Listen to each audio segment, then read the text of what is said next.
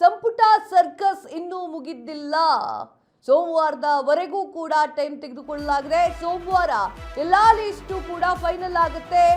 ಸಚಿವರ ಒಂದು ಪ್ರಮಾಣ ವಚನವೂ ಕೂಡ ಆಗುತ್ತೆ ಅಂತ ಹೇಳಲಾಗ್ತಾ ಇದೆ. ರಾಜ್ಯ ಕಾಂಗ್ರೆಸ್ನಲ್ಲಿ ನಿಲ್ಲದ ಸಚಿವ ಸಂಪುಟ ಸರ್ಕಸ್. ನಿನ್ನೆಯೂ ಅಂತಿಮವಾಗದ ರಾಜ್ಯ ಸಚಿವ ಸಂಪುಟ ಪಟ್ಟಿ.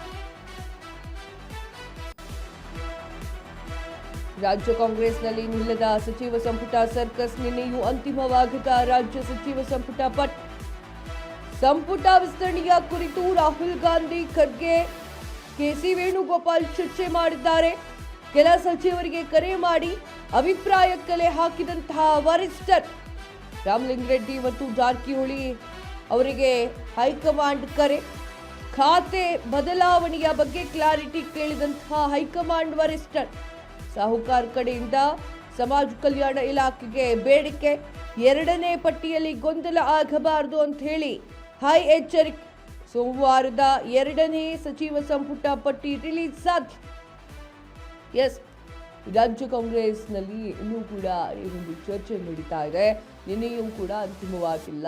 ಸೋಮವಾರ ಪ್ರಮಾಣ ವಚನ ಸ್ವೀಕಾರ ಮಾಡಬಹುದು ಅಂತ ಹೇಳಿ ಸಾಕಷ್ಟು ಜನ ಹೇಳ್ತಾ ಇದ್ರು. ಬಟ್ ಯಾಕೋದು ರಿಯಲಿ ಪಾಸಿಬಲ್ ಅಂತ ಅನ್ನಿಸ್ತಾ ಇಲ್ಲ. ಸಚಿವ ಸಂಪುಟ ವಿಸ್ತರಣೆಯ ಕುರಿತಾಗಿ ರಾಹುಲ್ ಗಾಂಧಿ, ಖರ್ಗೆ ಮತ್ತು ಕೆಸಿ ವೇಣುಗೋಪಾಲ್ ಅವರು ಚರ್ಚೆಯನ್ನು ಮಾಡ್ತಾ ಇದ್ದಾರೆ.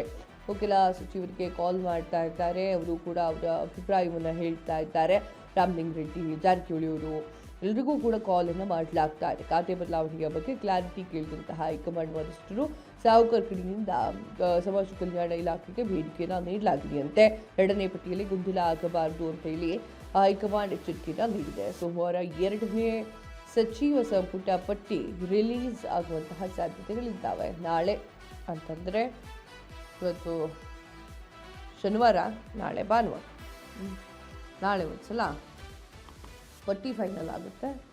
ಪಟ್ಟಿ ಫೈನಲ್ ಆದ ನಂತರ ಸೋಮವಾರ ಅವರ ಪ್ರಮಾಣ ವಚನ ಕೂಡ ಇರುತ್ತೆ.